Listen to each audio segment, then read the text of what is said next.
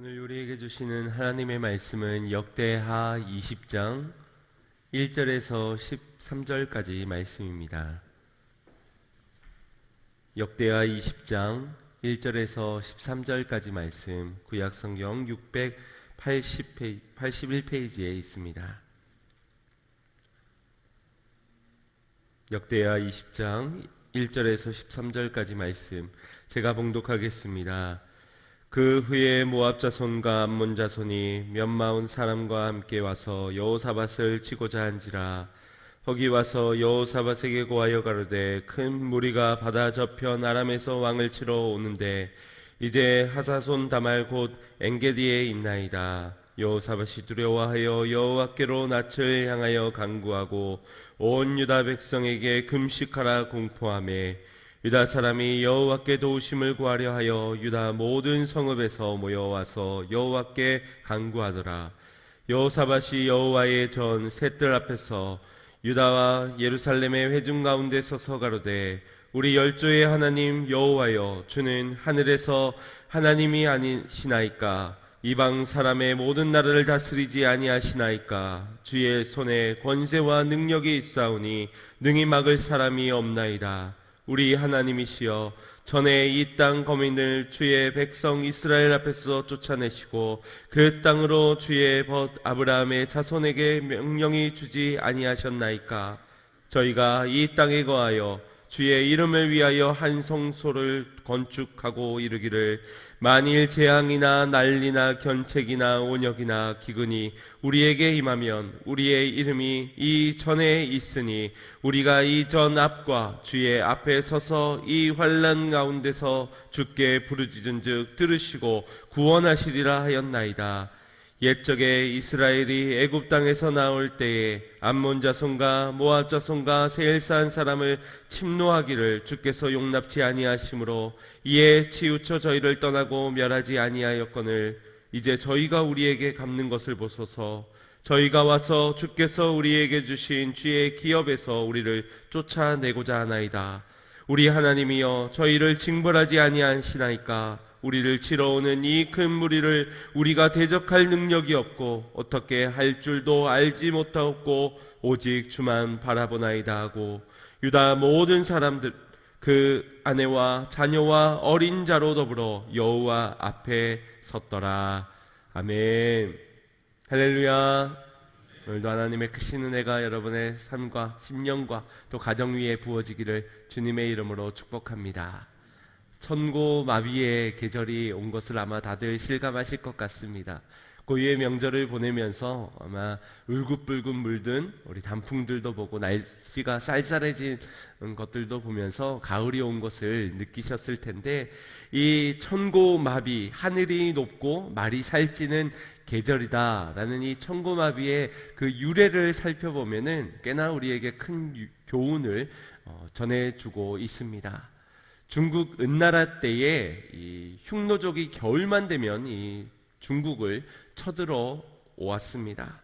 그 침략의 역사가 무려 2000년 동안이나 이어졌다고 하니 중국에 있어서 이 흉노족은 매우 공포의 대상이고 증오의 대상이기도 하였습니다.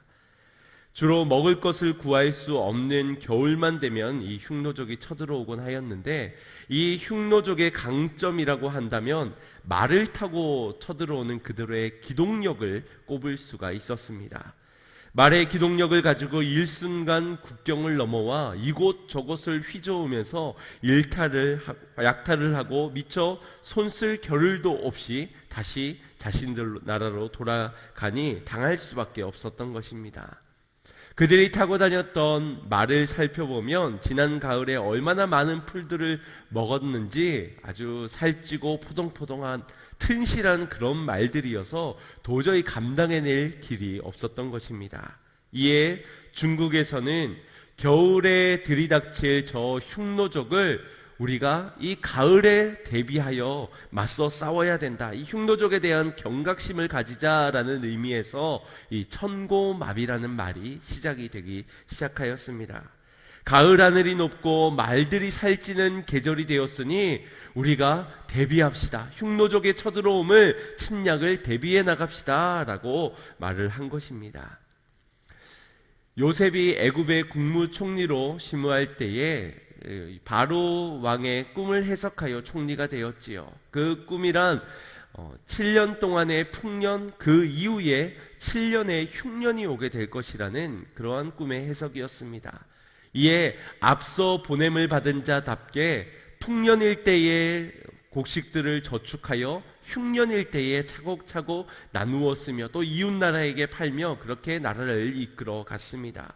이처럼 앞서 보냄을 받은 자 야곱과 그의 12아들 곧 이스라엘 민족이 그 땅에서 기반을 내리고 왕성한 민족으로 자라날 수 있는 기반을 마련하기 위하여서 요셉은 풍요로운 때에 그것을 저축해두고 위험의 순간, 위기의 순간을 헤쳐나갔던 요셉의 이야기를 여러분 기억하실 겁니다. 이처럼 우리 믿음의 사람들은 풍요로운 날을 낭비하지 말고 지금의 때를 대비하여 내일을 맞이할 수 있는 자가 되어야 될 줄 믿습니다. 영적으로 말하자면 대적 우는 사자가 삼킬 자를 찾으며 삼킬 자를 찾아 삼키려 하는 그때에 그 이전에 우리가 하나님의 전신갑주로 우리를 무장하고 늘 깨어 기도하면서 어떤 시험이 와도 든든히 이겨낼 수 있도록 대비하고 또 준비하자. 이것이 오늘 우리의 모습인 줄 믿습니다. 주말만 되면 여러분들 쉬고 싶은 마음이 간절할 줄 압니다. 아마 매일매일을 땀 흘리고 수고하며 하루하루 보내다 보면 이 주말만큼은 쉬고 싶은 마음이 참으로 간절할 듯 합니다. 그래서 늘어지게 되고 쉬고 아무것도 안 하고 있으면서도 더 아무것도 안 하고 싶은 그런 날이 주말이지 않습니까? 그래서인지 1부 예배보다는 2부 예배 사람들이 숫자가 더 많은 것 같습니다. 물론 그 이유만은 아닐 수도 있겠지만 동일한 예배임에도 우리가 조금 더 잘 수만 있다면 뭐 그게 나쁘다는 것은 아니지만 어쨌든 우리가 쉬고 싶은 마음은 우리 안주하고 싶은 마음, 안정을 취하고 싶은 마음은 사람의 마음에 지배적인 것 같습니다. 그러나 이런 쉼의 상태가 길어지게 되면은 내일에 우리가 가장 먹기 쉬운 그런 먹잇감이 되기 십상입니다. 쉬는 것도 내일을 위한 충전의 시간으로 쉬어야지 내일도 쉬고 모레도 쉬고 늘 쉬는 게 목표가 되어서는 안 된다는 겁니다. 무엇보다도 우리는 주 안에서 주시는 새 힘을 얻고 다시 일어나 나아가 싸워야 될 줄 믿습니다. 내일을 준비하는 주변 사람들의 모습을 살펴보면 어떻습니까? 대부분 물질에 관한 것으로 준비를 하고 또 건강에 관한 것 혹은 자녀들에 관한 것으로 내일을 대비하곤 합니다. 그래서 적금, 연금, 저축, 보험, 부동산과 같이 물질을 축적할 수 있는 방법들로 노후를 대비하기도 하고 운동과 다이어트, 식단 조절, 또 건강검진과 같은 건강에 관련된 것으로 자신의 내일을 보호하곤 합니다. 또 자녀들이 잘 되는 것이 곧 나의 성공이다, 내일의 성공이다 여겨서 자녀들의 학군이나 내신, 진로, 자격증과 같이 자녀가 성공 궤도로 들어설 수 있도록 애쓰고 또 애씁니다. 이 대비도 물론 우리에게 필요한 것이지만 이것들의 치명적인 약점이 무엇인지 아십니까? 그건 사람은 내일 일을 알 수 없다라는 것입니다. 무슨 말입니까? 내일 우리에게 어떤 일이 일어날지를 모르는 자가 내일을 대비한다. 아무리 철저하게 대비하고 준비한들 내일 또 다른 곳에서 문제가 터지게 되고 위기를 마주하게 된다라는 것입니다. 그래서 야고보 사도는 야고보서 4장 13절 14절에 이렇게 말하였습니다. 들으라, 너희 중에 말하기를 오늘이나 내일이나 우리가 아무 도시에 가서 거기서 1년을 유하며 장사하여 일을 보리라 하는 자들아, 내일 일은 너희가 알지 못하는도다. 너희 생명이 무엇이뇨? 너희는 잠깐 보이다가 없어지는 안개니라. 우리의 인생을 안개와 같다, 내일 일을 알지 못하는 안개 같은 인생이라고 말씀하고 있습니다. 여기에서 야고보 사도가 들으라 하면서 예를 들었던 이 사람, 그럼에도 불구하고 매우 구체적으로 어떠한 사람이 어떤 계획을 세웠는지를 말씀해 주고 있습니다. 그 계획을 살펴보면 아주 치밀합니다. 이 계획 안에서는 문제점을 찾아오지 못할 만큼 언제, 어디서, 어떻게, 무엇을, 왜, 여기에 대한 부분들이 다 계획되어져 있습니다. 살펴보시면 언제입니까? 오늘이나 내일 출발할 계획입니다. 어디서? 아무 도시에 가서, 아무 곳이나 무작정 간다는 의미가 아니라 도시라는 특성을 생각해 볼 때 물건을 사고 팔고 돈의 유통이 많고 또 사람의 이동 인구가 많은 이 도시를 특성 삼았을 때는 아무 곳이나 아니죠. 장사하는 일에 돈을 벌 수 있는, 이 일을 잘할 수 있는 곳을 말합니다. 그곳에서 장사할 것인데 어떻게 1년 동안 유하여서 돈을 벌기 위하여서 장사를 하겠다라는 이런 계획입니다. 완벽한 계획이지요.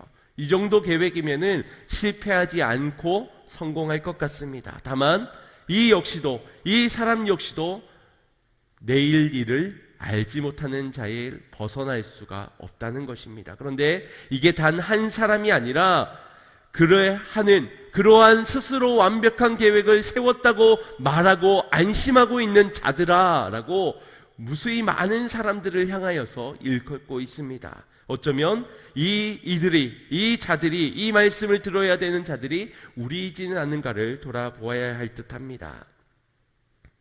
저희 두 아들 중에 누가 더 튼튼하고 건강해 보이십니까?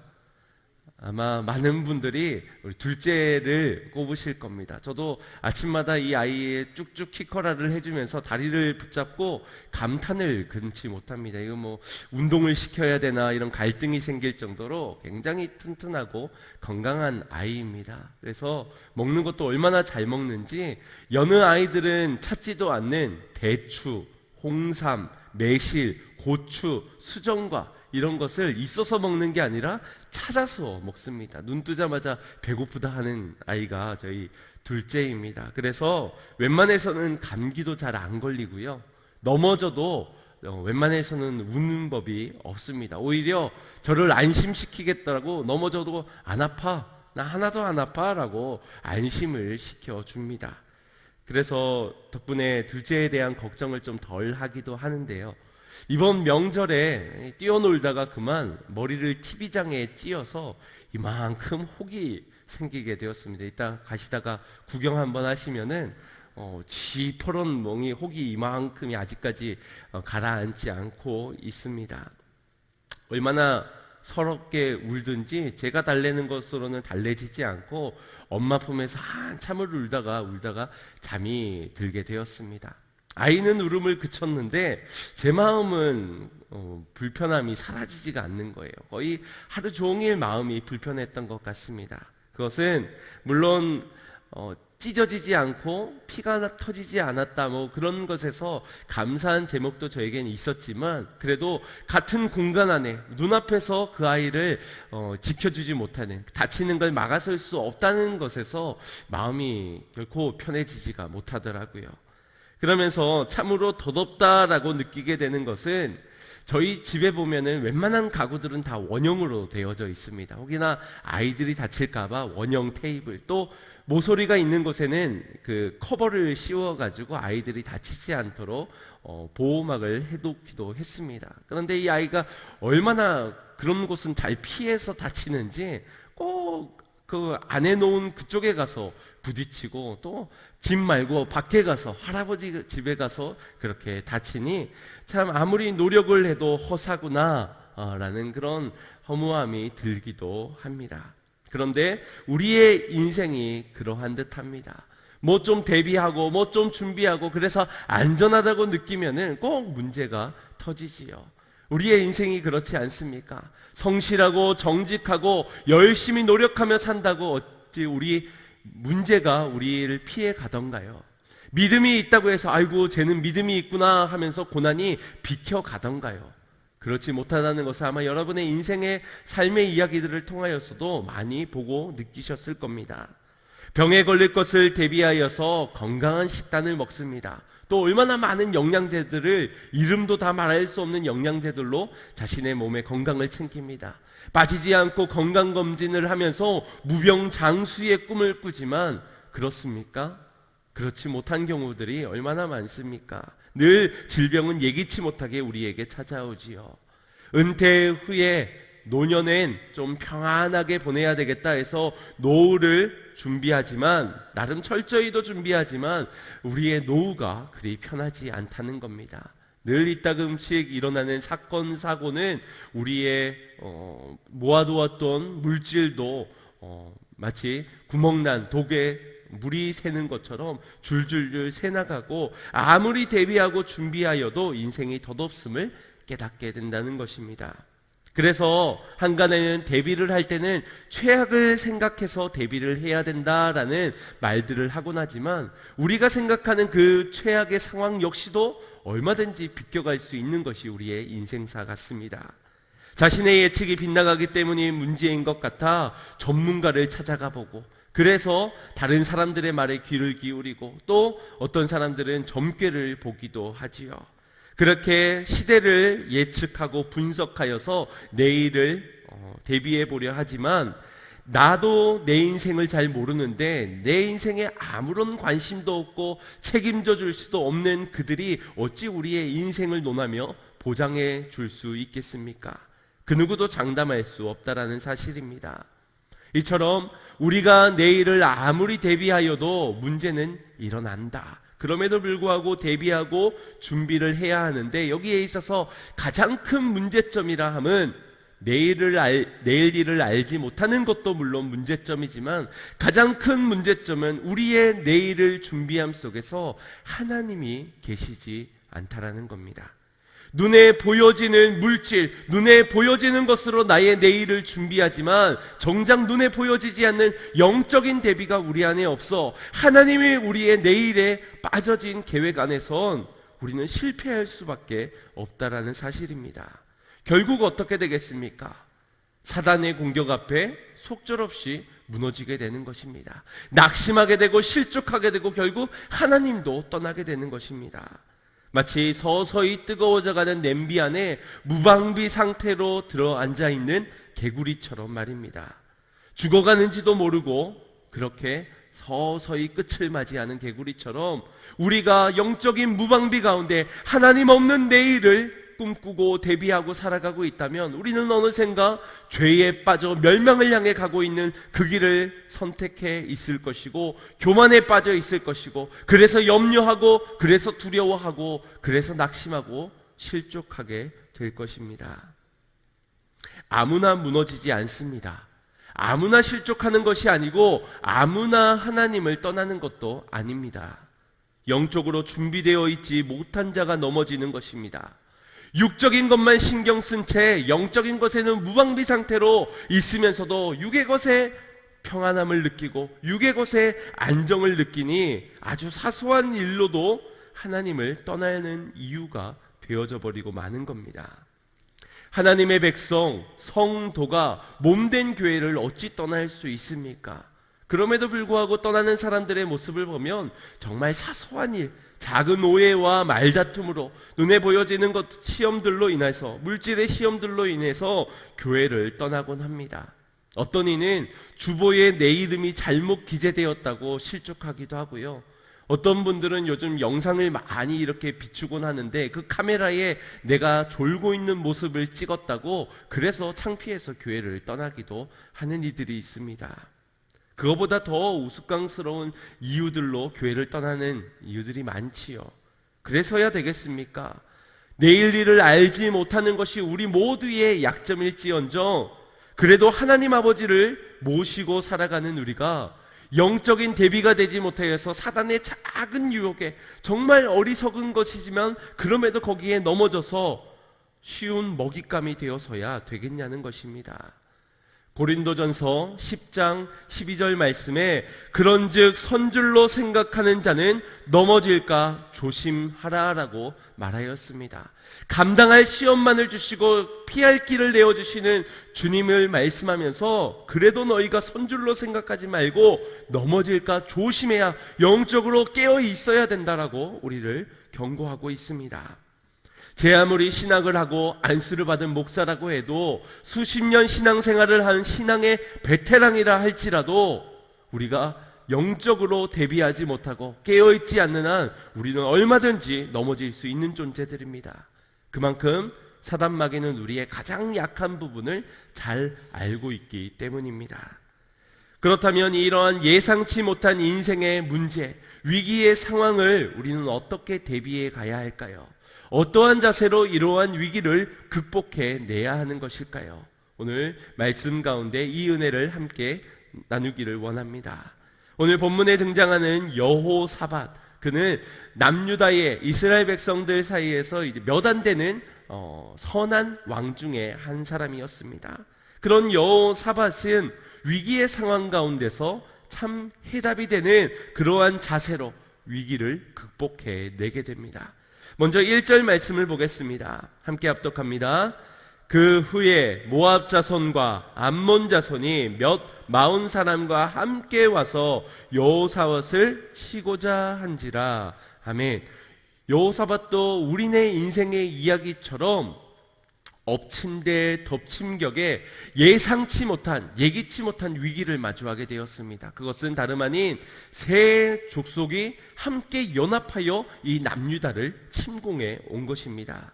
이 모압과 암몬, 마온, 이 세 연합이 연합하게 될 것을 누가 예상이나 했을까요?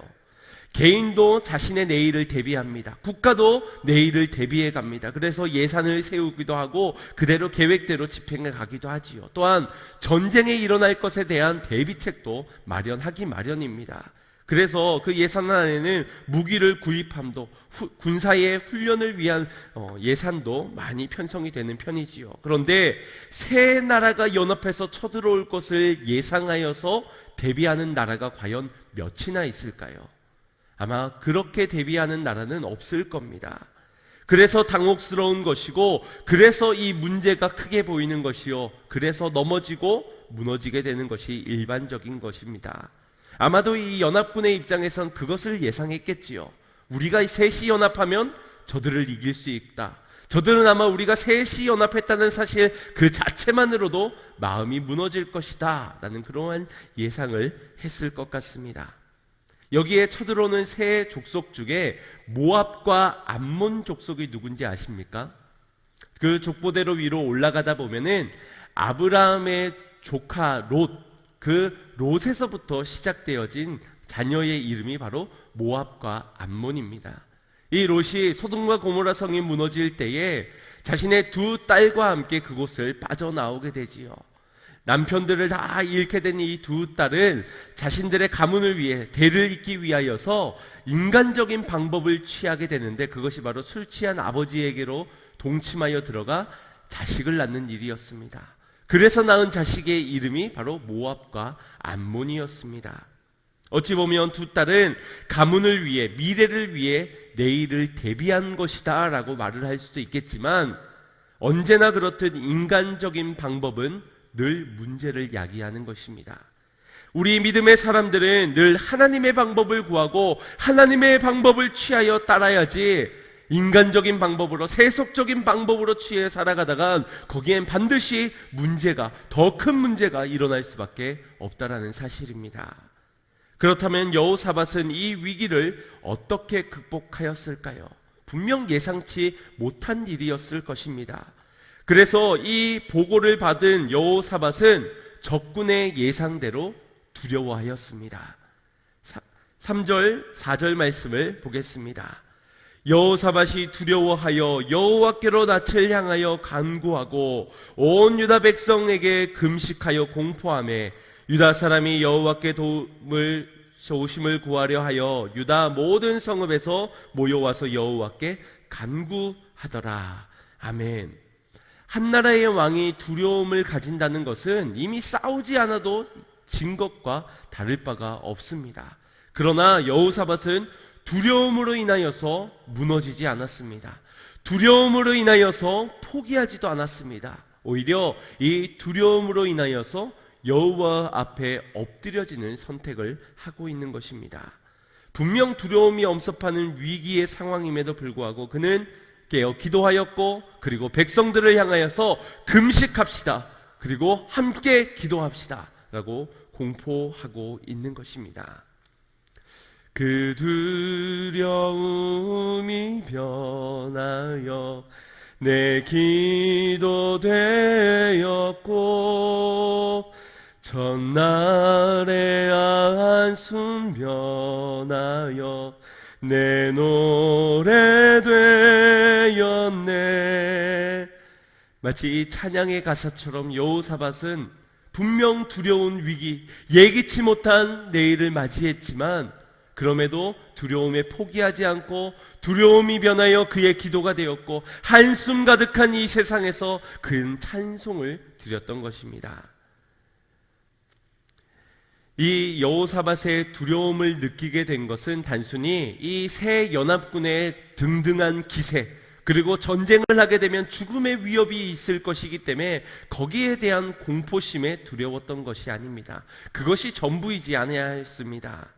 여호사밧은 이 전쟁을 자신이 지난날 북이스라엘의 악한 왕이었던 아합 왕과의 동맹을 맺었던, 자식들의 결혼을 하면서 동맹을 맺었던 그 일이 하나님 보시기에 좋지 못한 행동이었기에 인간적인 방법을 취하였던 여호사밧의 선택으로 인하여서 하나님의 징계가 이 전쟁으로 인하여서 임한 것임을 그가 알았던 것입니다. 다시 말해서 하나님의 징계를 두려워한, 하나님을 경외함에서부터 느껴지게 된 두려움이었다는 것입니다. 그래서 적군이 쳐들어왔을 때 이것을 대비한다면 빨리 군사를 모으고 방어책을 더 갖춰야 되는, 아니면 이웃 나라들에게 도움을 요청해야 하는 그러한 위기의 상황임에도 불구하고 그가 두려움을 느꼈을 때 가장 첫 번째 취했던 행동은 다름 아닌 하나님께 기도하는 행위였습니다. 하나님께 기도하고 함께 금식하고 함께 기도할 것을 선택하였던 것입니다. 대개 두려움이 생기면 어떻습니까? 지난날에 우리의 신앙의 경력들, 은혜들 다 사라지지 않습니까? 그렇게 말씀도 놓치고 약속도 놓치고 믿음도 내팽개쳐 버리는 것이 두려움의 상황에 직면하게 된 나약한 인간의 모습인 것입니다. 그래도 두려움을 해결해야 하니 어쩔 수 없이 취하는 것이 인간적인 방법. 눈에 보이는 칼을 들고 눈에 보이는 방패를 들고 그렇게 어떻게 하면 싸울까? 그 두려움을 해결하기 위한 인간적인 방법을 빨리 취하게 되는 것이지요. 그러나 여호사밧은 눈에 보이지 않는 하나님께, 지금 바로 어떠한 자신의 방어가 구축되어지지 않는 기도라는 선택을 하였습니다. 그것은 하나님을 향한 두려움이 먼저였기 때문입니다. 그의 기도의 내용을 한번 살펴보겠습니다. 6절 말씀 합독하겠습니다. 시작.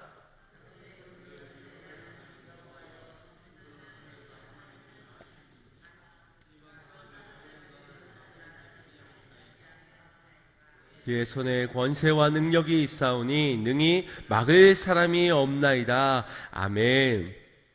하나님을 신뢰하는 고백을 그가 먼저 드리고 있습니다.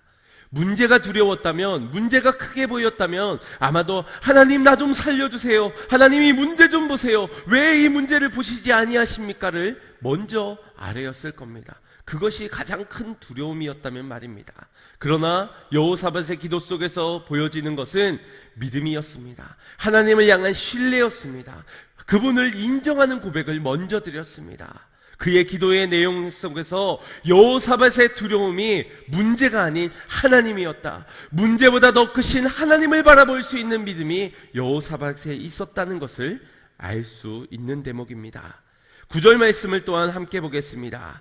만일 재앙이나 난리나 견책이나 온역, 전염병이나 기근이 우리에게 임하면 주의 이름이 이 전에 있으니 우리가 이 전 앞과 주의 앞에 서서 이 환난 가운데 주께 부르짖은즉 들으시고 구원하시리라 하였나이다. 아멘. 지금 여호사밧은 환난 날에 하나님께 부르짖어 기도할 때에 주님께서 내게 약속해 주신 것은 부르짖을 때에 들어 응답하여 주시고 나를 구원해 주시겠노라 약속해 주셨습니다. 이 전에서 하나님이 세운 이 전에서 주님을 찾을 때에 하나님은 우리를 구원해 주시겠다 약속해 주셨습니다 라고 기도를 드리고 있는 겁니다. 문제 가운데 두려움 때문에 약속을 놓치지 않은 여호사밧의 모습을 볼 수 있는 것입니다. 또한 이 6절에서부터 12절까지의 여호사밧의 기도의 내용 중에 한 가지 주목하게 되는 것은 자기 한 사람의 생명을 구원하기 위해 나 하나 살기 위해서 지금 하나님께 기도를 드리는 것이 아니라는 것을 알 수 있습니다. 이 6절에서 12절까지의 내용 중에 우리라는 표현이 무려 8번이나 담겨져 있습니다. 우리 하나님, 우리를, 우리에게, 우리 하나님, 이렇게 반복적으로 우리라는 말로 하나님께 기도를 드리고 있는 모습을 볼 때 지금 그는 중보자로서의 모습으로 하나님께 기도를 드리고 있는 것입니다. 이 여호사밧의 기도의 모습을 보면서 우리가 발견하게 되는 것은 그의 기도는 바로 다시 오실 예수 그리스도를 예표한 그러한 모습이었다라고 말을 할 수 있을 것 같습니다. 예수님 역시도 공생의 기간 가운데 늘 위기가 있었지만 그때마다 하나님을 바라보는, 문제보다 크신 하나님을 바라보아 뜻을 굽히지 않는, 순종의 길을 포기하지 않는 그 예수님의 길을 우리 여러분도 알고 계실 것입니다. 또한 어떠한 시험과 위험이 다가와도 특별히 사단의 시험 가운데서도 예수님께서는 말씀으로 그의 모든 시험의 유혹을 떨쳐내시기도 하셨지요.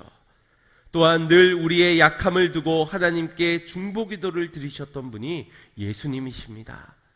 오늘 우리의 기도가 이 여호사밧처럼, 우리 예수님처럼 그렇게 위기를 대처해가는, 위기를 헤쳐나갈 수 있는 믿음의 사람들이 되어야 될 줄 믿습니다. 믿음의 기도를 드릴 수 있어야 할 줄 믿습니다. 사랑하는 성도 여러분, 우리의 인생은 늘 위기가 가득합니다. 대비하고 대책을 마련하고 준비를 해 나간들 늘 예상치 못한 인생의 문제들은 우리를 위협할 것입니다. 그게 언제가 될지, 어디서 닥칠지 그 누구도 이야기할 수 없는 부분입니다. 그러나 우리가 기도할 수 있다는 사실을 잊지 마시길 바랍니다. 그때에만 기도하는 것이 아니라 오늘 우리가 기도해야 할 줄 믿습니다. 매일매일 기도에 훈련이 되어진 자가 위기의 상황에도 기도를 할 수 있는 것이지, 그렇지 않으면 100에 8은 낙심하게 될 겁니다. 혹은 문제를 두려워하여서 기도할 것입니다. 여러분, 무엇이 믿음의 기도겠습니까? 문제보다 크신 주님을 신뢰함으로 주님을 바라보면서 부르짖는 기도가 믿음의 기도겠습니까? 아니면 문제가 두려워, 문제 때문에 못 살겠어서 문제 때문에 드리는 기도가 믿음의 기도겠습니까? 우리 하나님은 어떠한 기도를 원하시겠습니까? 하나님을 신뢰하기 때문에 드리는 기도, 하나님을 바라보면서 하나님만 집중하며 하나님만 나를 구원할 수 있다는 약속을 붙잡고 기도하는 자, 하나님의 나라를 품고 민족을 위하여, 나라를 위하여, 교회를 위하여, 가정을 위하여 부르짖는 그 기도를 주님은 바라고 원하실 줄 믿습니다. 그래서 기도에 훈련된 자가 또한 기도하는 것이고, 믿음의 연단의 훈련을 잘 받은 자가 끝까지 충성할 수도 있는 것입니다. 사람들은 눈에 보이는 아름다움을 쫓습니다. 그래서 너가 선택하는 것도 내가 선택하는 것도 거의 다가 일치합니다. 그래서 이 사회에서는 나도 원하고 저도 원하기 때문에 서로 경쟁하고 다투는 것 아니겠습니까? 우리 사람이 보는 눈은 다 거기라는 겁니다. 명절이면 어른들이 아이들에게 용돈을 줄 때 장난삼아 시험삼아 이런 질문을 합니다. 1,000원짜리 5장 가질래? 아니면 5만 원짜리 가질래? 거의 이 돈의 가치를 모르는 아이들에게 이렇게 보여주면서 그 아이들은 숫자가 많은 게 좋은 줄 알고 5장을 선택하곤 하지요. 물론 요즘은 부모님들이 조기 교육을 일찍 시켜가지고 5만 원짜리가 더 좋다는 것을 꼭 명절 전엔 일러주기도 하고요. 또 영특한 아이들은 5천 원도 가지고 5만 원짜리도 가지고 둘 다 가지는 그런 선택을 하기도 하지요. 그만큼 우리 모두가 보는 눈은 같다라는 겁니다. 조금 모르는 것뿐이지 알게 되면 모두가 동일한 선택들을 해나간다는 것이지요. 그러나 우리는 동일한 선택을 하지 않아야 할 것입니다. 우리는 그것보다 더 나은 것이 있음을, 다른 것을 볼 수 있는 믿음의 눈이 있는 자들이 되어야 할 줄 믿습니다. 우리 안에 있는 믿음이 우리의 시선을 그렇게 더 나은 것을 바라보고 더 나은 것을 선택할 수 있도록 바꾸어야 한다라는 것입니다. 믿음으로 문제보다 크신 하나님을 볼 수 있어야 하며 하나님께 기도하는 선택을 할 수 있어야 한다는 겁니다. 그 무엇보다 먼저 말입니다. 지금 내가 평안하더라도 지금부터 말입니다. 이것이 기도하는 자들에게 허락되어지는 믿음의 시선인 것입니다. 창세기 13장 말씀을 보면은 아브라함과 조카 롯의 이야기가 등장합니다. 13장 6절 말씀을 보겠습니다. 그 땅이 그들의 돈고함을 용납지 못하였으니 곧 그들의 소유가 많아서 돈고할 수 없었음이니라. 아멘. 아브라함과 조카 롯 사이에 갈등이 일어나게 되었는데 그 갈등의 이유를 이 6절 말씀을 보면은 소유가 많은 것으로 인하여서 서로 분쟁하고 갈등이 일어나게 되었다라고 말씀하고 있습니다. 참 아이러니하지 않습니까? 인생의 행복을 위하여서 소유하길 원하고 소유하여서 행복을 느끼는 사람들, 그래서 소유하지 못하였을 때는 불행하고 소유한 것을 빼앗기게 되었을 때는 슬픔에 잠기게 되는 것이 우리의 인생입니다. 그런데 오늘 6절 말씀에는 이 갈등이 어디에서부터 시작되었습니까? 소유에서부터 시작된 문제였다라고 성경은 기록하고 있습니다. 소유가 적어도 문제지만 소유가 많아도 문제입니다. 이것은 무엇을 의미합니까? 내 인생의 내일을 대비할 때에 물질이 많이 쟁여서 내가 내일을 대비한다? 그래서 내가 안심할 수 있다? 착각이라는 겁니다. 그 물질이 많음으로 인하여서 우리는 얼마든지 넘어질 수 있고 오히려 더 크게 넘어질 수도 있는 것이 바로 이 물질이라는 사실입니다. 아브라함의 계획과는 상당히 다른 전개가 지금 펼쳐진 것이라고 할 수 있습니다. 처음 아브라함이 본토 친척 아비집을 떠날 때 어떤 마음이었을까요? 그래도 지금 이 안정된 곳을 떠나가지만 내가 그래도 자식이 없고 내가 지금 노후한데 내 노후를 대신 챙겨줄 누군가가 필요하지 않겠는가? 그래서 조카 롯을 데려갔을지 모릅니다. 그리고 내가 자식이 없으니 내 가문을 이어갈 제목으로 이 롯을 택하여 데리고 나왔을 수 있습니다. 그런데 대비는커녕 오히려 그 조카 롯으로 인하여서 지금 다툼과 분쟁이 일어나게 된 것입니다. 이에 아브라함은 큰 결심을 할 수밖에 없었습니다. 그 결심이 바로 이별이라는 선택이었습니다. 삼촌으로서 조카 롯을 타일러서 얼마든지 같이 함께 갈 수도 있는 일이었습니다. 조금 훈계를 하고 타일러서 우리 싸우지 말자 화해할 수도 있는 법이었음에도 불구하고 아브라함의 선택은 이별이었습니다. 이렇게 생각해 볼 수 있습니다. 만약 아브라함에게 있어서 조카 롯은 어떤 존재였는가? 아브라함에게 있어서 조카 롯은 나의 내일을, 나의 미래를 책임지고 맡길 만한 그런 자였다. 의지할 대상이었고 믿음의 신뢰의 대상이었다. 내가 세운 계획을 완벽하게 만들어줄 수 있는 자가 바로 이 조카 롯이었다라고 생각했다면 그 조카 롯은 아브라함에게 있어서 우상이었습니다. 우상이었을 겁니다. 그 우상과는 반드시 결별해야만 한다라는 사실입니다. 우상이, 우리의 물질이 우상이 되고 자식이 우상이 되고 내가 세운 계획들이 우상이 되고, 그렇다면 그 우상으로 인해 우리의 내일이 안전한 것이 아니라 오히려 더 큰 문제를 일어날 수 있는 것입니다. 그래서 무엇보다도 우리에게 가득히 안겨져 있는, 우리의 곁에 있는 우상의 것들은 반드시 떠나보내야만 합니다. 반드시 결별해야만 하는 것이라는 겁니다. 왜냐하면 우리를 지켜주지 못할 뿐더러 오히려 우리를 넘어뜨리는 통로요, 도구로 쓰임받을 수 있기 때문입니다. 아브라함은 조카 롯에게 먼저 땅을 선택하도록 선택권을 내어줍니다. 이에 롯은 에덴 동산과 같고 애굽의 땅과 같은 소돔과 고모라를 선택하게 됩니다. 아주 인간적인 선택이지요. 인간의 시선으로 볼 때는 그래, 지금까지는 아브라함과 함께 생활했지만 이젠 내가 내 인생을 개척하며 살아야 돼. 그런 내일의 현실에 대한 두려움에서 아주 현실적인 대안으로 기름져 보이는 저 소돔과 고모라를 선택하는 것, 이것이 일반적인 선택이라 할 수 있습니다.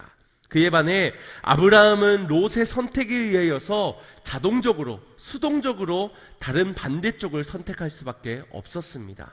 그런 의미에서 봤을 땐 아브라함의 선택이 그리 위대해 보이지 않습니다. 대단해 보이지도 않습니다.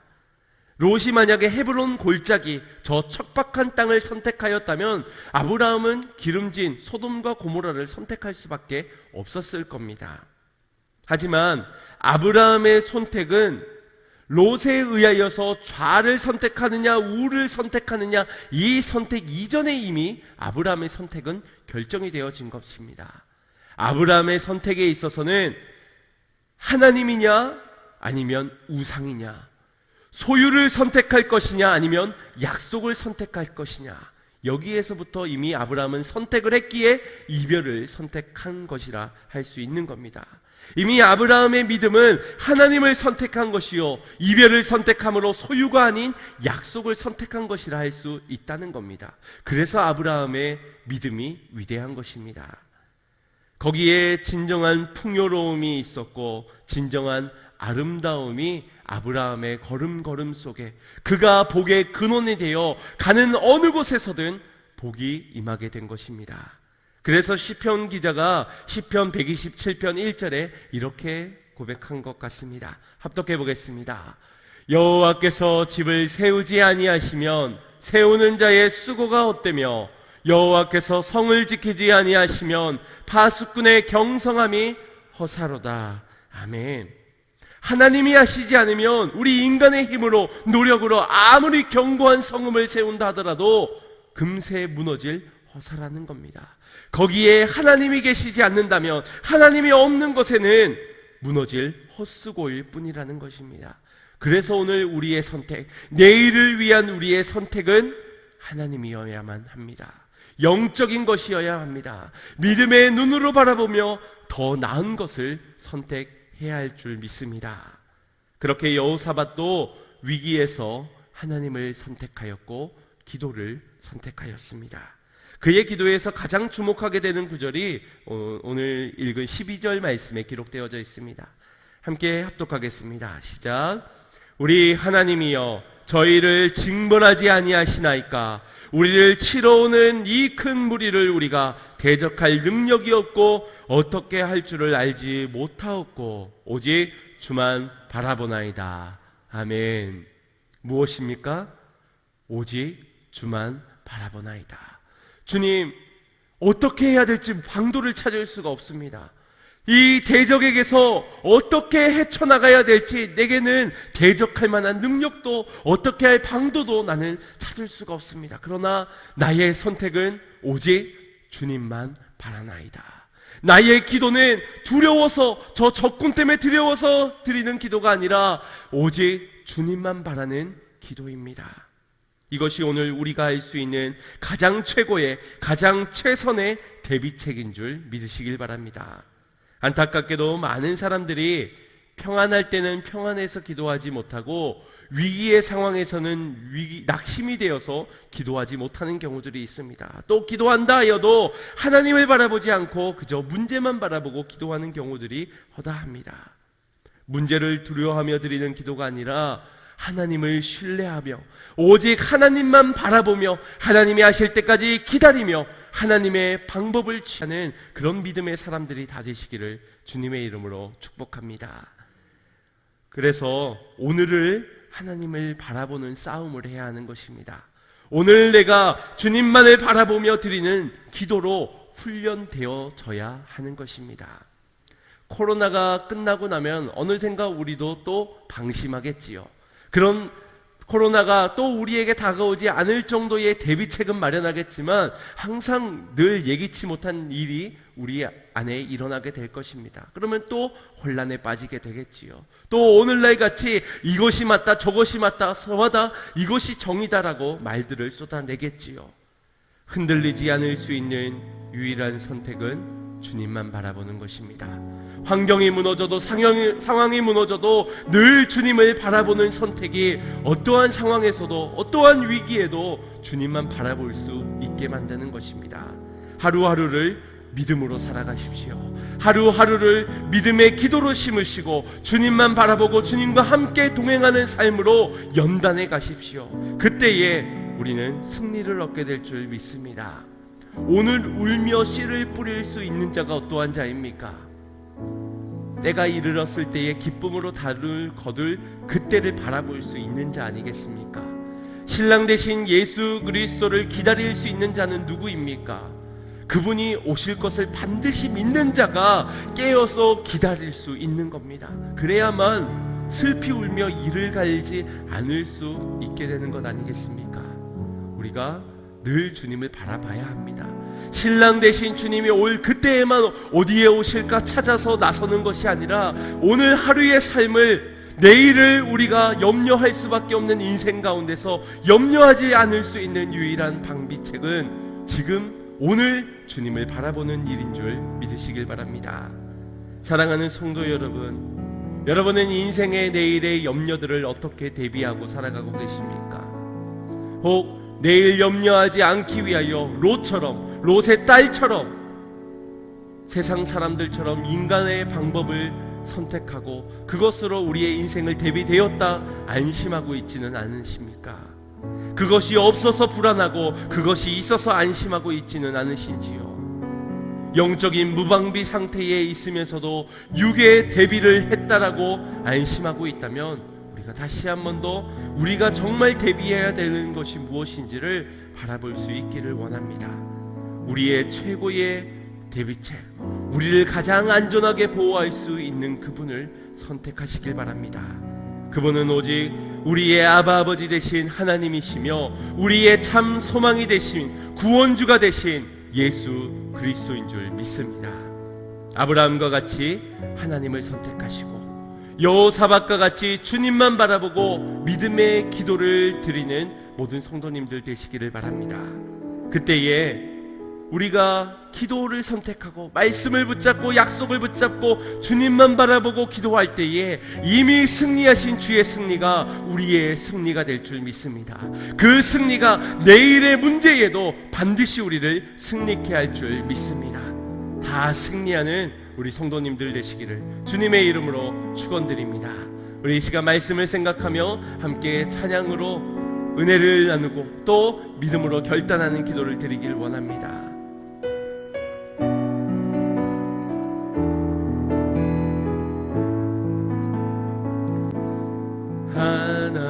하나님의 사랑을 사모하는 자, 하나님의 평안을 바라보는 자, 너의 모든 것 창조하신 우리 주님이 너를 얼마나 사랑하시는지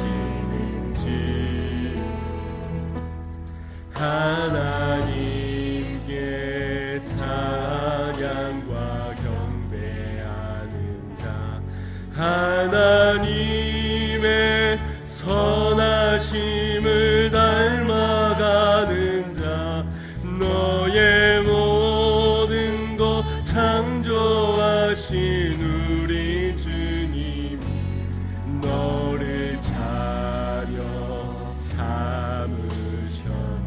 하나님 사랑의 눈으로, 하나님 사랑의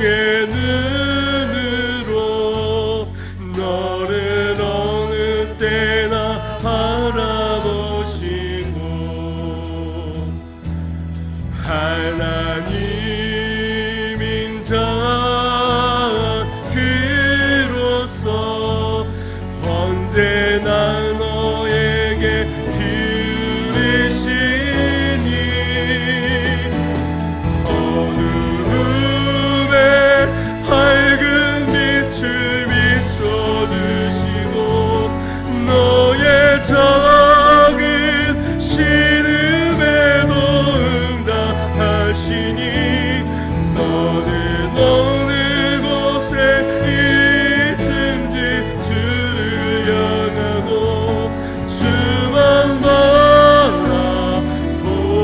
하나님 사랑의 눈으로 우리 보십니다.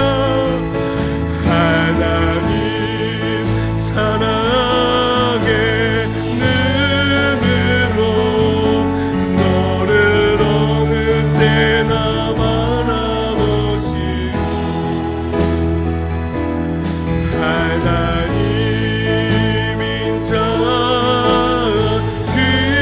그로서 언제나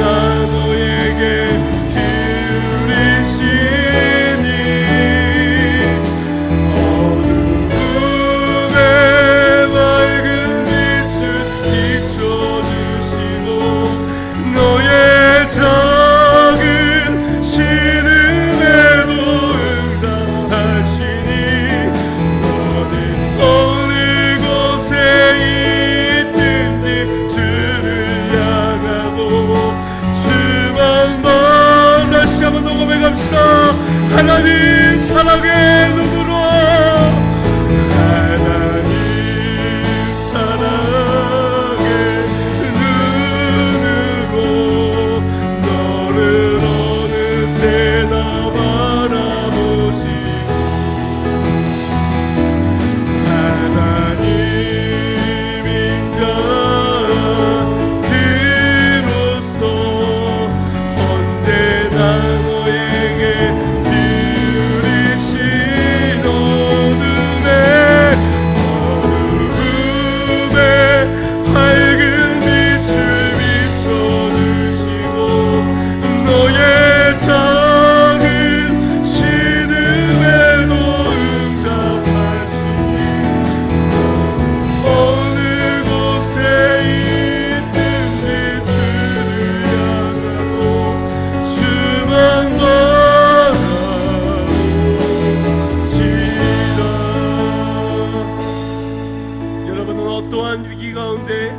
어떠한 상황에서 마음이 무너져 내려 있으십니까? 어떠한 것으로 모든 것을 포기하고 실족한 상태에 머물러 계시는지요? 무엇을 두려워하며 무엇으로 내일을 대비하고 있으신지요? 주여, 믿음이 있는 자답게 오늘 우리의 시선이 더 나은 것을 바라볼 수 있게 하여 주시옵소서. 저 영원한 곳을 바라보며 영원한 것들을 품으며 오늘 하나님을 선택하는 자 되어 나의 어두움의 자리에서 외로이 나를 버려두지 아니하시고 그와 같은 나를 자녀 삼으사 보호하여 주시고 인도하여 주시는 선한 목자 되신 주님을 선택하는 자 되게 하시고 기도를 선택하는 자, 믿음으로 기도하는 자 되게 하여 주시옵소서. 우리 주여 한번 부르짖고 합심하여 기도합시다. 주여,